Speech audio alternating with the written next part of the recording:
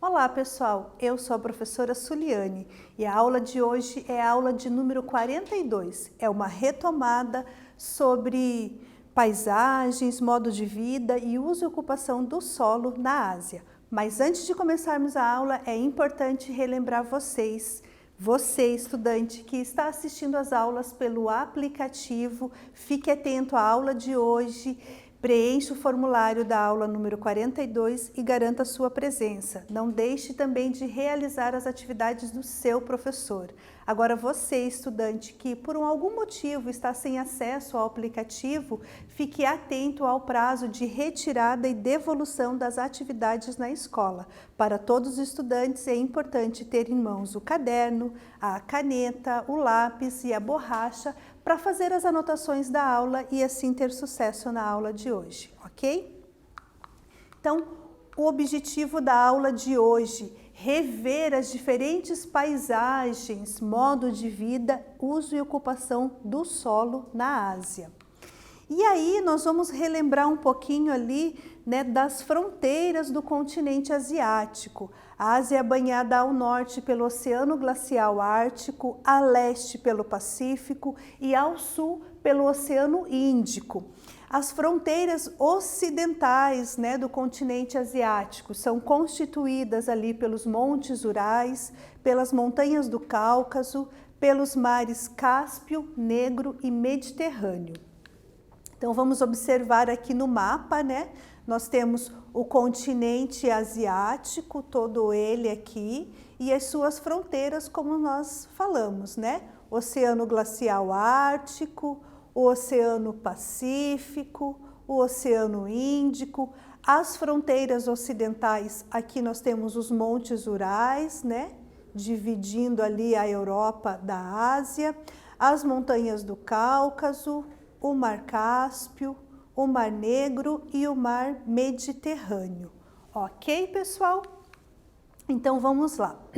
No continente asiático, falando um pouquinho sobre as paisagens naturais, nós temos dois extremos no continente. Nós temos o pico mais alto, o ponto mais alto do mundo, e nós temos a maior depressão absoluta, né, que é o ponto mais baixo ali que fica no continente asiático. Então nós temos o Mar Morto, que é uma depressão absoluta. Por que absoluta? Porque ela está totalmente abaixo do nível do mar. Então nós temos o Mar Morto a mais de 400 metros abaixo do nível do mar, né, formando ali uma grande depressão. E nós vamos ter também o Monte Everest, localizado na Cordilheira do Himalaia. O Monte Everest, ele tem mais de 8.848 metros acima do nível do mar, né? Então ele fica naquela região que nós chamamos de teto do mundo, telhado do mundo, porque aquela região ali ela tem mais de 100 picos com altitudes superiores a 7.000 metros de altitude. E aí nós temos uma fotografia aqui, né, que mostra para nós o Mar Morto, também conhecido como Mar de Sal. Na verdade, ele é um lago, né, o Rio Jordão, que alimenta aqui essa região, esse lago, né, a região do Mar Morto. E ele é considerado o mais salgado do mundo. Então nós não vamos ter vida existente nesse lago, exceto alguns organismos que conseguem sobreviver ali. Temos aqui o lugar mais alto da Terra, né? Essa foto aqui que representa o Monte Everest, que faz parte das cadeias de montanhas do Himalaia, e ele fica na região do sul da Ásia, entre o Nepal e o Tibete.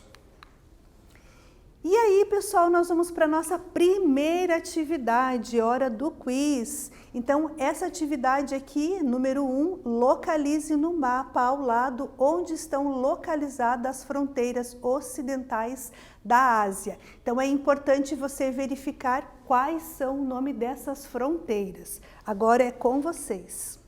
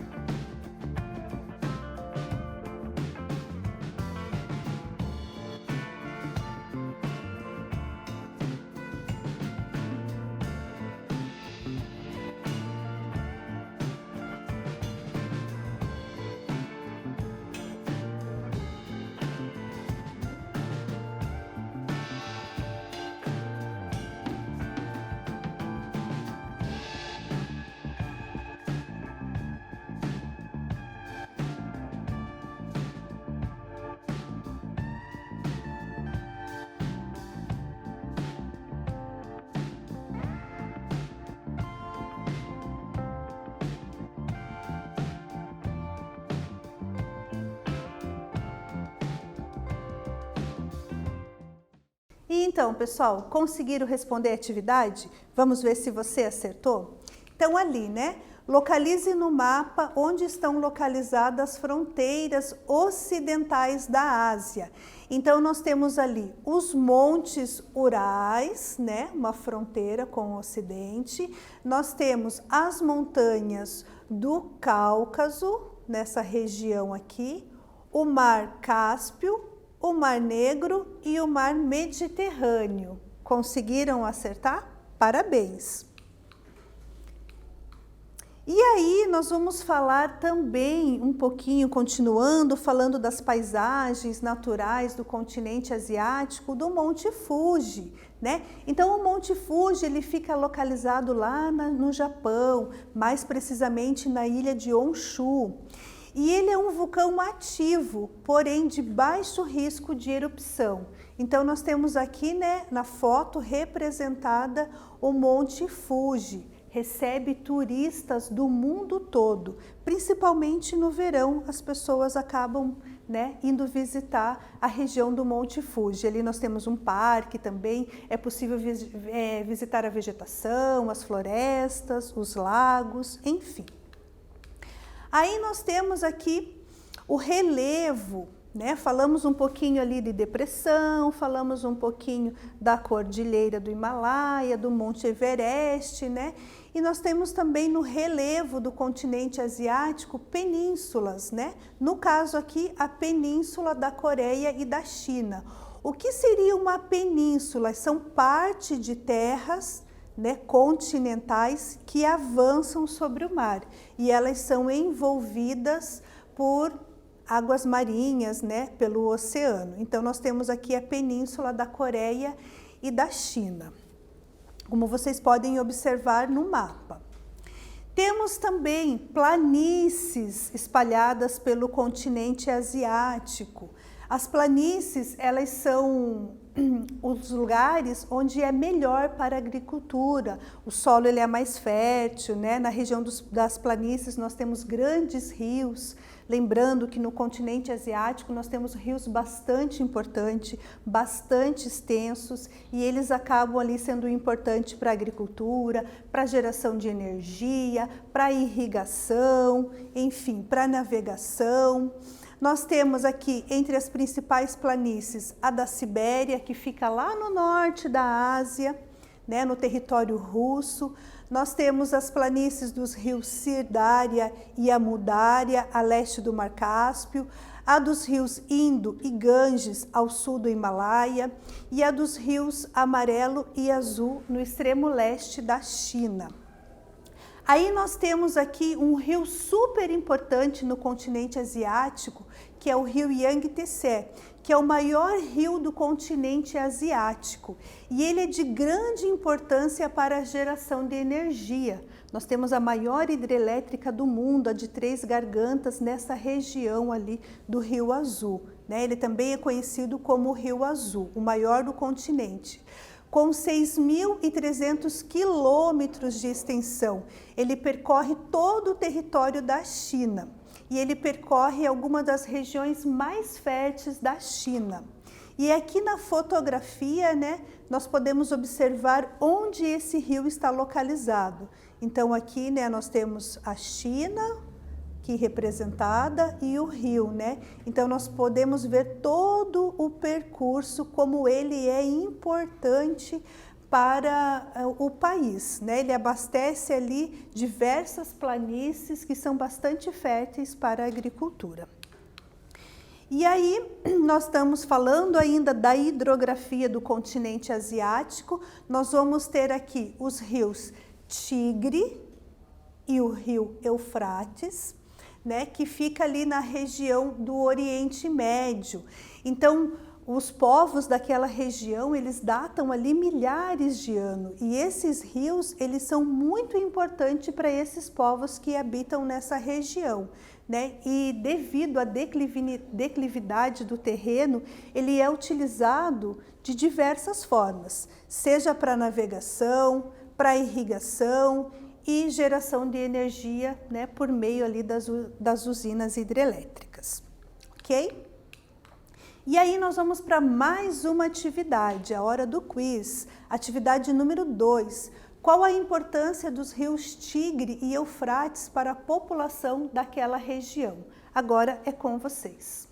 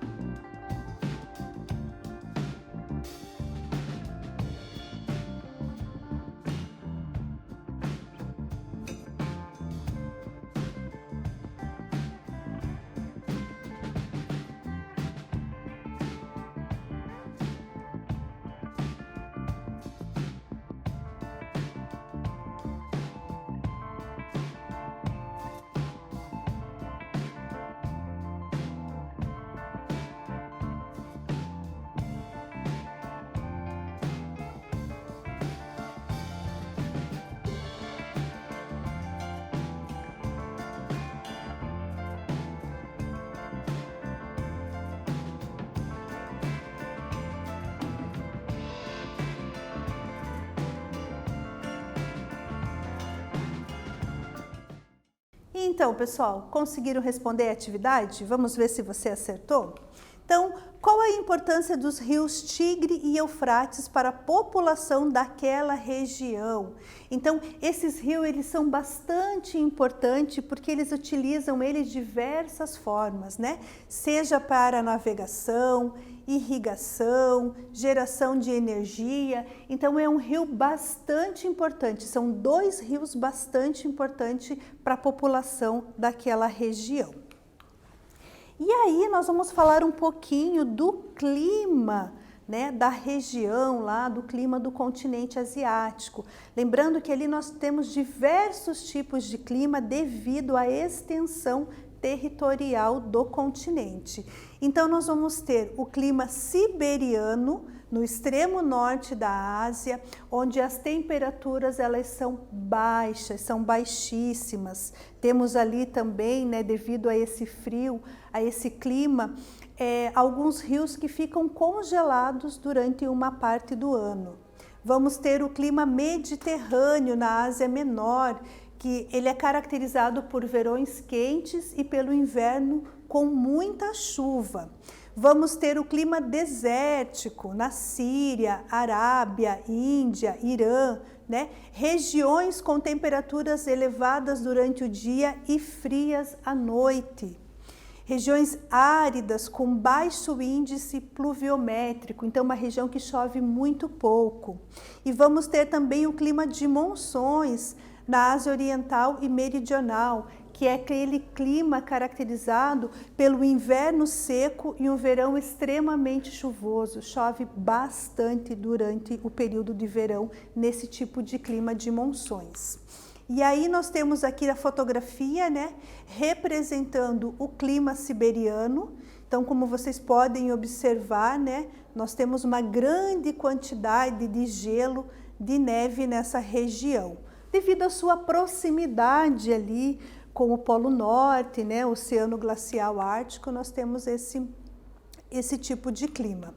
E aqui nós vamos ter o clima de monções, que é aquele de inverno seco e verão extremamente chuvoso, né? Então nós temos um período ali de aproximadamente 6 meses que chove bastante e o outro período, né, que as pessoas precisam se adaptar e buscar água em outros lugares. E agora nós vamos para mais uma atividade de número 3. O clima da Ásia, ele pode ser dividido em 4 regiões climáticas. Cite e caracterize cada uma dessas regiões. Agora é com vocês, estudantes.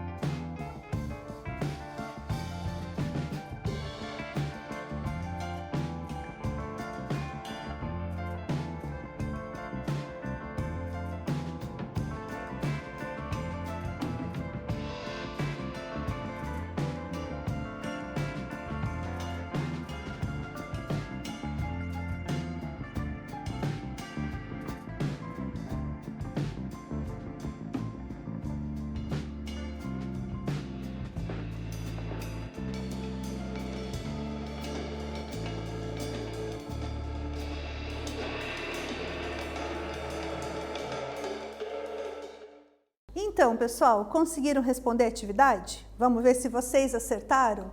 Então, atividade número 3, o clima da Ásia pode ser dividido em 4 regiões, né? Cite e caracterize cada uma delas. O que a gente pode falar um pouquinho de cada uma dessas regiões? Clima siberiano, temperatura baixíssimas, né? É aquele clima lá do norte da Ásia, da região da Sibéria. Clima mediterrâneo, verões quentes e secos, e inverno com muita chuva. Clima desértico, regiões com temperaturas elevadas durante o dia e frias à noite. Também é um clima que chove muito pouco. E o clima de monções, inverno seco e verão extremamente chuvoso. Então a gente pode ver que ele é o oposto do clima mediterrâneo. Espero que vocês tenham acertado essa atividade. E aí nós vamos falar um pouquinho também de uma situação que vem ocorrendo ali no continente asiático, na sua paisagem, que é em relação ao Mar de Aral. O Mar de Aral, ele é um imenso lago constituído de água salgada, que se encontra no centro do continente asiático. Então vocês podem observar nessas fotografias aqui, né, como era o Mar de Aral e como ele está atualmente. Então, ele apresentava até 1960 uma área de 68 mil quilômetros quadrados. Porém, ele vem diminuindo ao longo do ano. Mas por que será que ele vem diminuindo, né? Ele é testemunho de uma grande catástrofe ambiental, assim nós podemos definir. Em menos de 30 anos, ele perdeu tamanho de forma considerável, causado pela ação antrópica, ou seja, pela ação do homem. Por quê? Porque parte, né, das suas águas, elas foram desviadas para irrigar a agricultura. A gente fala que é uma catástrofe ambiental, mas é importante a gente lembrar também que é uma região que sofre com a falta de chuva. Então, esse desvio das águas do Mar de Aral, no mesmo momento que acaba diminuindo ali o tamanho do lago, né, ele faz com que a água chegue na agricultura e possa estar irrigando aquelas plantações, ok? E aí nós vamos para mais uma atividade aqui que nós falamos do Mar de Aral, né? Vamos ver se você prestou atenção. Por que podemos dizer que o Mar de Aral é testemunho de uma grande catástrofe ambiental? Agora é com vocês.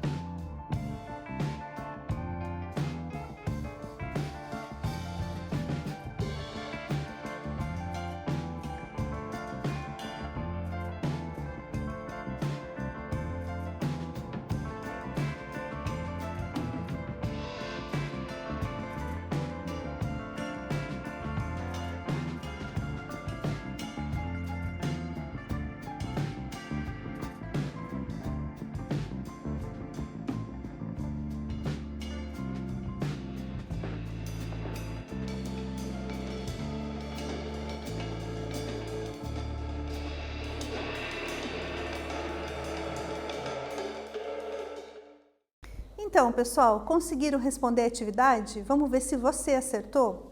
Então, podemos dizer que o Mar de Aral é testemunho de uma grande catástrofe ambiental.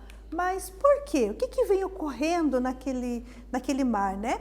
Então, ele perdeu parte do seu tamanho, uma parte considerável, por causa do desvio das suas águas para a irrigação da agricultura. Então, se você respondeu isso, você está de parabéns. E vamos dar continuidade na aula. Uso e ocupação do solo, né? Então vamos falar um pouquinho ali das monoculturas, que elas são bastante comuns em algumas regiões do continente asiático. Então já falamos, né, que a monocultura em aulas anteriores, ela é o plantio de uma única espécie vegetal numa propriedade. Geralmente essas propriedades elas são bastante grandes, bastante extensas, e o objetivo dessas propriedades é a exportação desses produtos para outros países.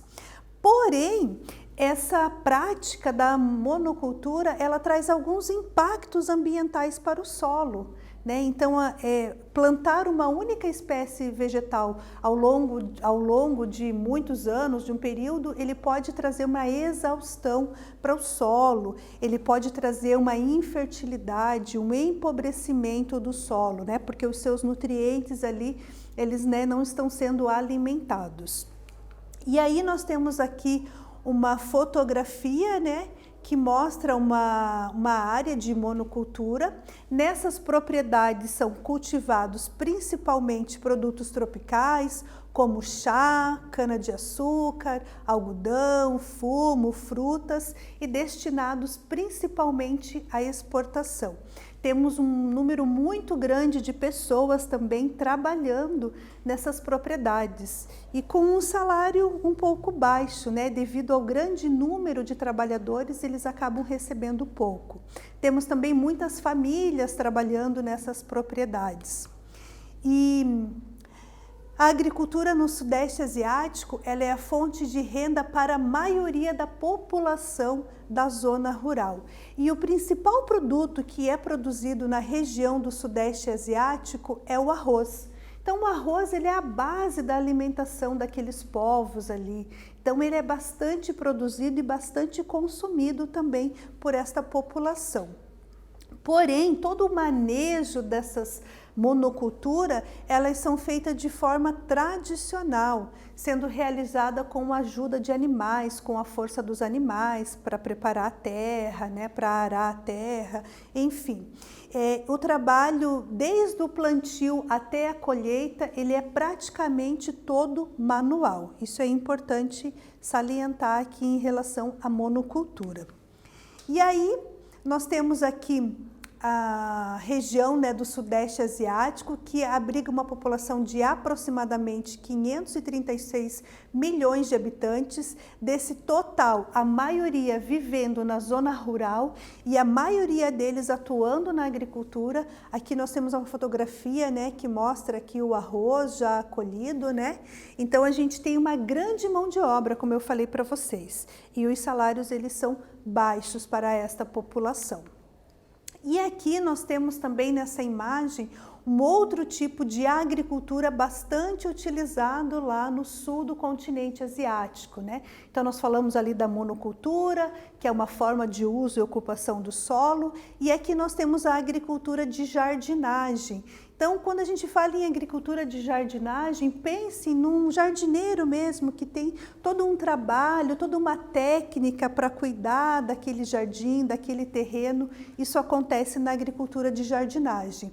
Então, como que é feita essa plantação, né? Então, geralmente, ele é praticado nas áreas onde predomina o clima de monções, que é naquele tipo de clima que chove muito durante uma época do ano e a outra época é seca. Então, nós temos os terrenos, né? Geralmente, ele é praticado em propriedades médias ou pequenas, onde o trabalhador, o agricultor, ele prepara, né, toda essa terra aqui para o plantio. Então a gente pode ver que aqui nós temos um rio, né, o percurso de um rio, nós temos as plantações em curvas de nível, toda preparada. Por quê? quando você planta nesses espaços aqui, que são chamados de terraços, a água da chuva ela vai ficar retida, ela vai infiltrar, né? Isso é importante porque vai evitar inundação e vai ser boa para a agricultura. Então também é um tipo, né, de ocupação ali de agricultura no sul da Ásia. E aí nós vamos falar um pouquinho da agricultura do Japão. O Japão, ele, né, em relação à agricultura, é um pouco diferente do restante do continente. Nós estamos falando ali de um país que possui uma tecnologia bastante avançada, então diferente lá, né, do Sudeste Asiático, do Sul da Ásia, ele vai ter ali o uso da tecnologia na agricultura. Também temos no Japão poucos espaços para que seja plantado. Nós temos as ilhas aí, uma população de mais de 130 milhões de pessoas, então nós temos um espaço pequeno para a agricultura. Nós temos grandes conjuntos de montanhas que dificultam também essa questão da agricultura ali no Japão, né? E aqui vocês podem ver uma fotografia, né, de uma plantação ali no Japão. Então, por causa dessa falta de espaço, o Japão ele teve que se adequar à agricultura, ok? E, né, nós podemos dizer que a agricultura no Japão ele é de forma intensiva, onde tem a utilização de máquinas, a utilização da tecnologia para poder desenvolver ali todos esses produtos. Temos também uma mão de obra bastante reduzida. Cerca de 7% da população economicamente ativa, né, trabalha no campo no Japão. Então, aquela população que trabalha, aquela população que recebe o salário, né, que gira a economia no país, apenas 7% dessa população trabalha no campo. Por quê? Porque a tecnologia ela acaba substituindo a mão de obra. Diferente lá que a gente viu no Sudeste Asiático, que grande parte da população trabalha nos campos na agricultura. Então, né, mesmo com todas essas técnicas avançadas lá no Japão, a sua produção de alimentos ela é insuficiente para alimentar toda a população. Então o Japão ele tem que importar produtos de outros países. O único produto que é suficiente para abastecer o mercado interno é o arroz, né? E o arroz ele está ali em grande parte da culinária, muitos pratos da culinária japonesa utiliza o arroz como base, né, do prato. E aqui nós temos algo bem interessante, né? Como vocês podem observar na fotografia, alfaces cultivadas com luz artificial. Então, no Japão é comum, né, o uso de fábricas de verduras. Então, como eles não têm aquele espaço, aquele terreno para plantar ali as verduras, as hortaliças, eles acabam produzindo elas em edifícios, né? Então, eles fazem toda uma preparação para que esses vegetais eles possam ser produzidos dessa forma, né? A gente também é importante lembrar que o Japão, ele, além de ter um espaço pequeno, ele sofre muito com os abalos sísmicos, com catástrofes naturais. Então, realmente, a população daquele país ele teve que se adaptar para que ele possa, né, ter a sua agricultura ali desenvolvida no território. E aí nós vamos para mais uma atividade. Essa atividade aqui é para copiar e responder no caderno. Atividade número 5, marque V para verdadeiro e F para falso. Agora é com vocês.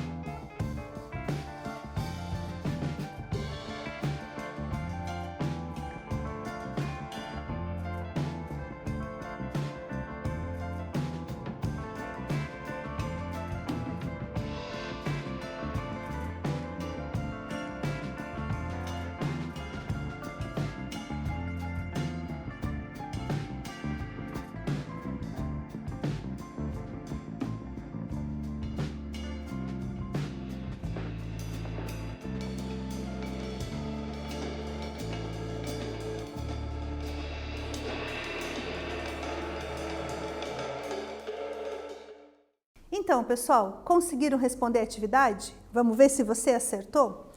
Marque V para verdadeiro e F para falso. As monoculturas representam o cultivo de várias espécies de vegetais. Falso, né? As monoculturas, elas representam o cultivo de uma única espécie vegetal. A prática da monocultura está associada a diversos impactos ambientais. Verdadeiro, né? Nós sabemos que pode trazer uma exaustão do solo, um empobrecimento dos nutrientes daquele solo. A agricultura no Sudeste Asiático é a fonte de renda para a minoria da população da zona rural? Falso, né? Então, a agricultura no Sudeste Asiático ela é fonte de renda para a maioria da população da zona rural. Grande parte da população depende, né, da agricultura para sobreviver. A agricultura de jardinagem é mais comum no sul do continente asiático, mais precisamente nas áreas onde predomina o clima de monções. A alternativa está correta. O alto desenvolvimento tecnológico do Japão nas atividades rurais resultou num aumento da produção. Está correto também. O uso da tecnologia, né, faz com que eles tenham um aumento na produção dos produtos agrícolas. Então, pessoal, né, nós estudamos nessa aula ali uma retomada das paisagens naturais ali do continente asiático, do uso e ocupação do solo, falamos, né, do Monte Everest, que é o pico mais alto do continente, falamos um pouquinho ali do Mar Morto, que é uma depressão absoluta, falamos um pouquinho do uso e ocupação do solo, o quanto a agricultura ela é importante para a população daqueles países que compõem o continente asiático. Espero que vocês tenham aprendido, né, com essa aula e encontro vocês na nossa próxima aula.